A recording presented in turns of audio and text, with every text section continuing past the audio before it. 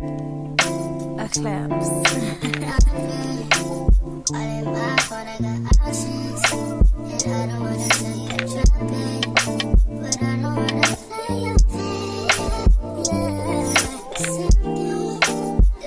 What it do, Sam's Afro? It's me, Keisha, aka Color Me Pynk, and I'm here with this week's All Tea All Shade Growing Up Hip Hop Season 7, Episode 3. Let's get straight into the review. The episode begins with Egypt and Sam talking about her going on tour with her mom, Pepa, while pregnant. But all I could focus on is Sam's hair.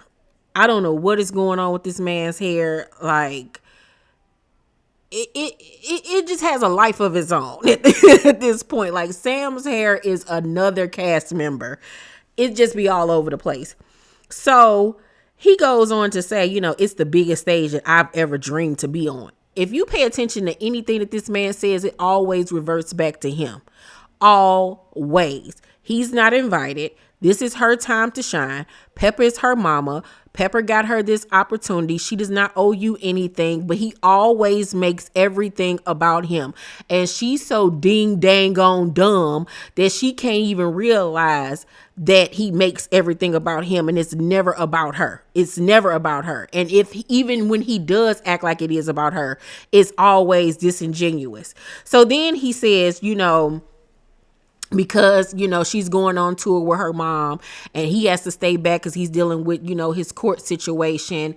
He says, it's good to be doing things individually, just in case I do end up having to go in. But, it's good to, just do things individually. That way, when I get out, if I go in, I'll come home to something nice. Excuse you?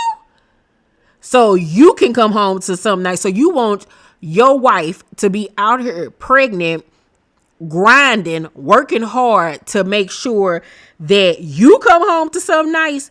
How about you make sure before you go in that y'all set up for her to be all right, and for y'all to be all right when you come home? Like, she got to work to make sure that y'all all right, girl.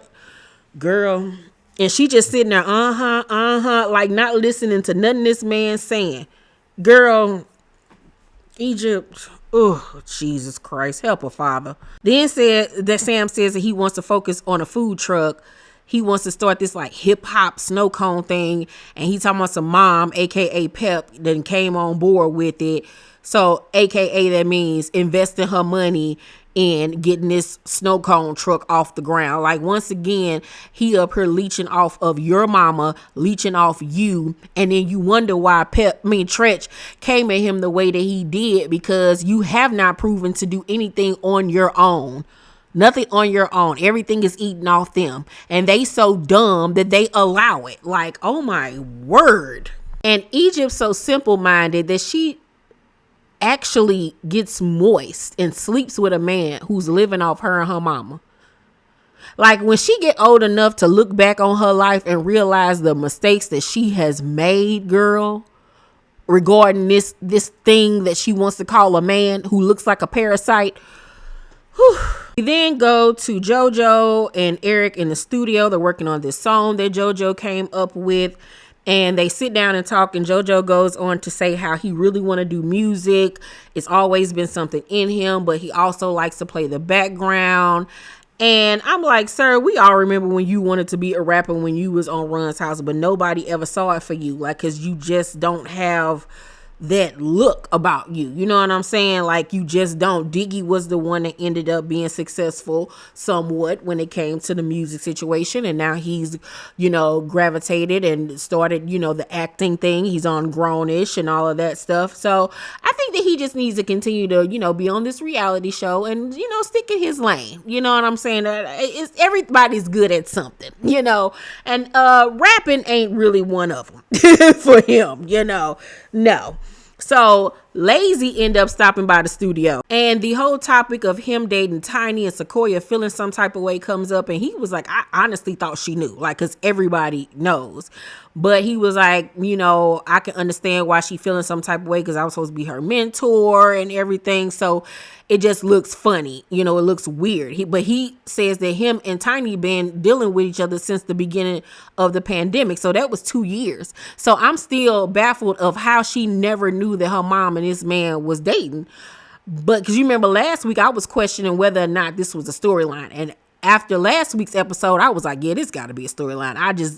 I just felt it to be just too unrealistic and unbelievable. But then when I was watching tonight's episode, I was like, maybe it's not a storyline. But they just tell him that they need to talk to Sakoya and put everything out there on the table. And I do believe that they owed her an explanation because I had a working relationship with you. My mom is my manager. You're somebody that was mentoring me. So once again, God forbid, y'all fall out. Then where does that leave me? You know what I'm saying? Like, it's a sticky situation to be in.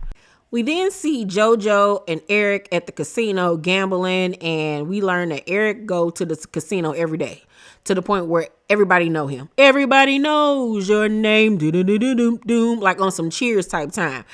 The bartenders know him, the cleaning men know him, the waitresses know him, the dealers know him. And Jojo looking like, do we need to do an intervention? Like, do you have an issue? Do you have a problem? And he was like, no, this is just what I like to do to relax or whatever. This is like my getaway time. He was like, I ain't gonna even lie, there was a time where I was spending $1,000 a day. He was like, but that's my little play money. The money I set aside, so it ain't hurting my household. But Jojo was like, but do you spend time at home? He was like, does this affect your home situation? He was like, basically, he spend more time at the casino than he do at home. That's a problem, sir. And that's a problem if you spend $1,000 a day at the casino. You're wasting $7,000 a week. Girl, Aaliyah, you better lift up them titties and hit him with one. I know you lying. And he got like 20 kids. Boy, please, I wish what? Excuse you? Okay. So then they end up talking about Jojo and Tanice's situation with her father. And Eric asks him, what's your problem with the father? And he was like, I don't have no issue with the daddy. And so he was like, well, what's the father's issue with you? And he was like, that's the thing. I don't know. Like, I take care of his daughter. I'm not out here cheating, hitting on her or nothing like that. So I don't understand what the issue is. And I want to know what the issue is at this point too. Like, what is the problem, sir? Like, but her daddy just seemed like an F-boy anyway. Like, he just out here. But yeah, this gambling situation with Eric that he's trying to play down, no, sir. That is an issue and that is a problem. Sakoya is on the phone with Jojo, her daddy. But he's really not her father, but her dad. She's just checking in on him. They have a really cute little sweet conversation. He's been going through a lot of health issues, and she's just complaining to him about her mom Tiny, how she feels like she's switched up. She's just not the same. She's acting different. She's moving differently. And she also goes on to say how she doesn't agree with the fact that her mom just left Jojo. And I'm like, you have all the right in the world to feel how you want to feel because those are your parents. But at the end of the day, your mama is not obligated to stay in a toxic, unhealthy relationship with this man. She's just not obligated, especially when he's put her through alcoholism and, drug abuse allegedly and probably cheating and everything else. Like, nobody has to stick around for that. Like, no. It comes a time where you have to put you first. And she has every right.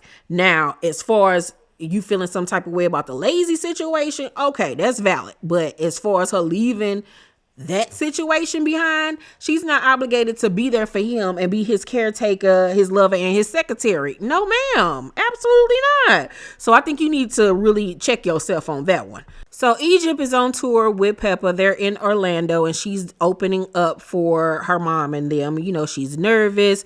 This is her first, big arena show.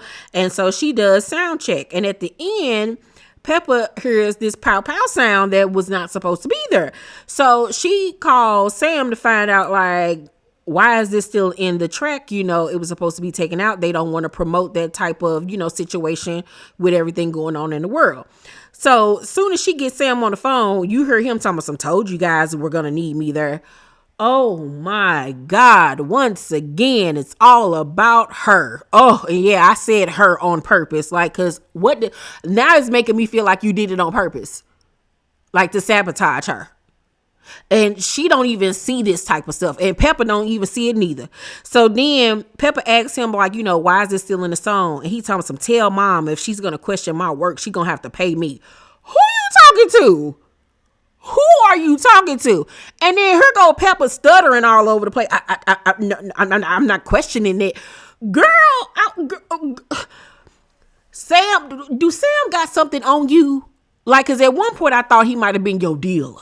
Like, you know what I'm saying? Like, it's weird. Like, this whole situation gives me Whitney, Bobby, Christina, and their little nephew, cousin, best friend situation that they had going on. Like, this whole situation is weird because I would have cussed Sam out. Because who are you talking to?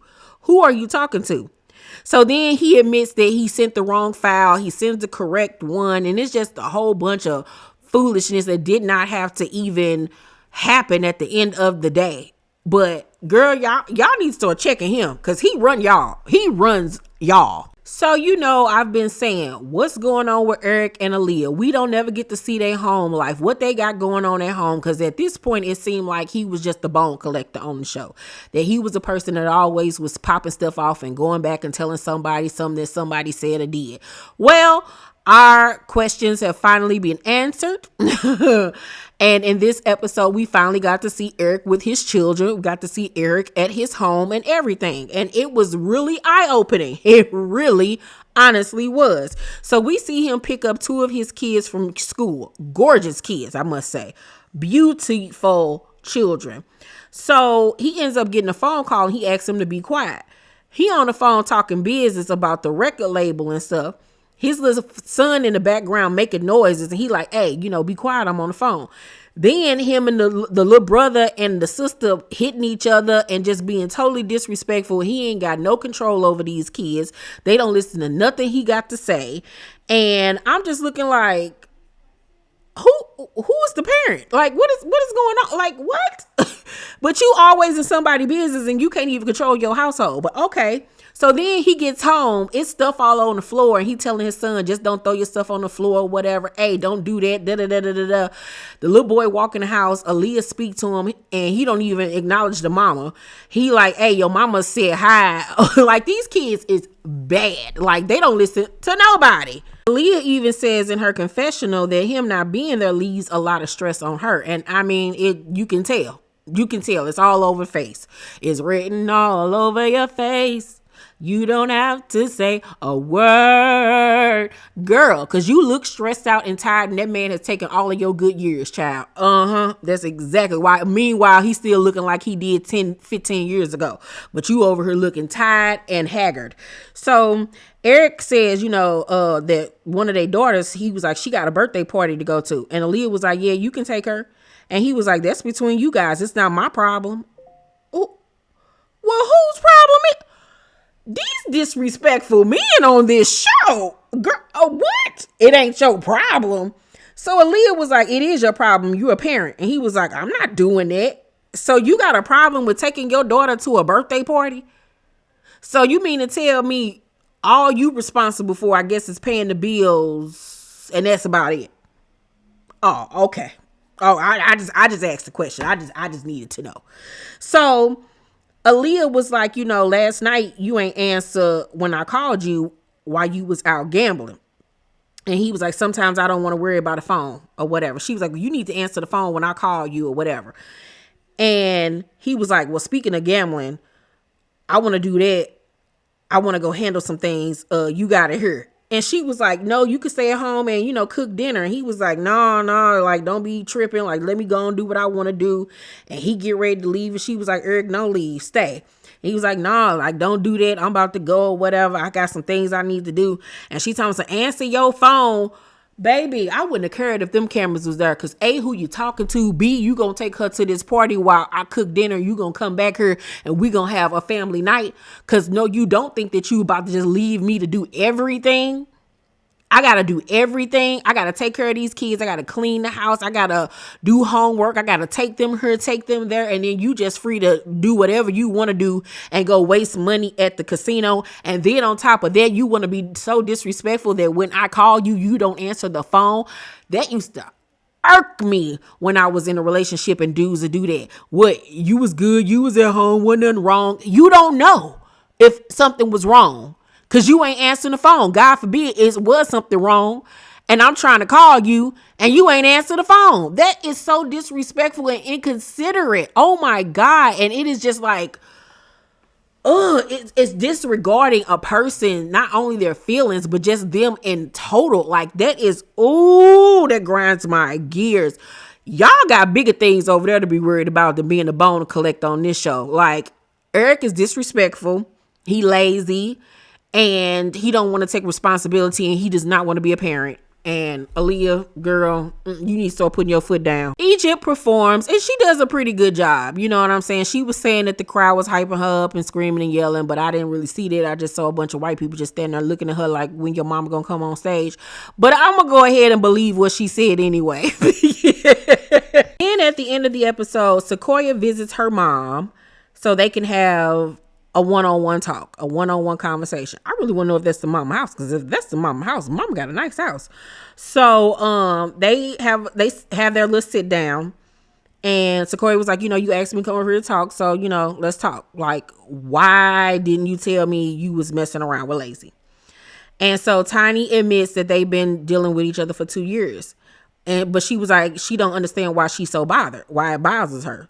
And Sakoya was like, I mean, because you haven't been answering your phone. Like, it's just, I can't get a hold of you. And the mom was like, but I've been still handling business. I've still been doing my job. And she was like, no, you haven't, because you don't answer the phone. Maybe I need new management. And the mom was like, oh, that's what you need? Like, you really going there? Like, she was taken aback that Sakoya went there so fast. So she was like, you think that's going to hurt me? And Sakoya was like, you mixing business with pleasure with you and Lazy. And the mama was like, that's real disrespectful. You need to stay in your place, little girl. And she was like, oh, so now I'm a little girl. So Sakoya was like, you're still married. And she was like, y'all not gonna ever get back together. And Tiny was like, HE double hockey sticks. Absolutely not. It's not happening. So Sakoya face dropped. Like, she really was hurt and sad with the fact that her mom and Jojo are not getting back together. But I'm like, girl, you got to respect that. Like, your mama done did enough, like, when it comes to that.